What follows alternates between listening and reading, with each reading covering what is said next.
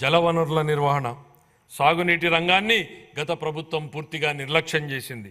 Vamsadhara stage 2, Handrineeva Sujala స్రవంతి రెండవ దశ, Veligonda project, Thotapalli barrage, Gajapati నగరం బ్రాంచ్ కెనాల్, చింతలపూడి ఎత్తిపోతల పథకం, Pulichintala, Gundlakamma reservoir, Somasila Swarnamukhi link canal వంటి సాగునీటి ప్రాజెక్టుల్లో ఏ ఒక్కదానిలోనూ పురోగతి లేదు. పోలవరం విషయంలో కేంద్ర జలశక్తి మంత్రిత్వ శాఖకు చెందిన పోలవరం ప్రాజెక్టు అథారిటీ సలహాలను పట్టించుకోకుండా నిర్మాణ కీలక దశలో ఉన్నప్పుడు ఏజెన్సీని హఠాత్తుగా మార్చడం వలన డయాఫ్రమ్ గోడ కూలి ప్రాజెక్టు నిర్మాణంలో తీవ్ర జాప్యం జరిగింది. ప్రాజెక్టు ప్రయోజనాల కోసం ఏళ్ల తరబడి ఎదురు చూస్తున్న ఆంధ్ర, ఉత్తరాంధ్ర మరియు రాయలసీమ వాసులకు ఈ జాప్యం కలవరపెడుతోంది.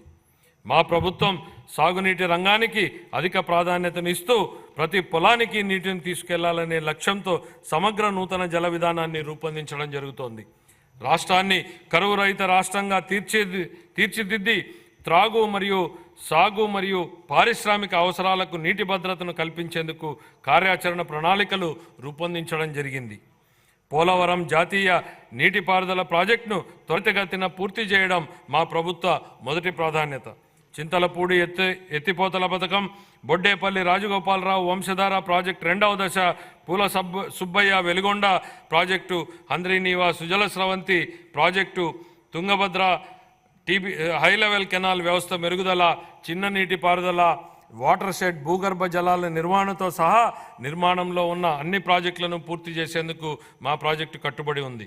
వీటితో పాటు అదనంగా భవనాసి చెరువు మార్పిడి ప్రాజెక్టును మరియు మహేంద్ర తనయ ఆఫ్షోర్ ప్రాజెక్టును చేపట్టాలని మా ప్రభుత్వం భావిస్తోంది. గోదావరి, పెన్న, నాగావళి, వంశధార నదులను అనుసంధానం చేయడం ద్వారా రాష్ట్ర వ్యాప్తంగా నీటి భద్రతను కల్పించాలని భావిస్తోంది. 2024-25 ఆర్థిక సంవత్సరానికి జలవనరుల శాఖకు 16,705 కోట్ల రూపాయల కేటాయింపును ప్రతిపాదిస్తున్నాను.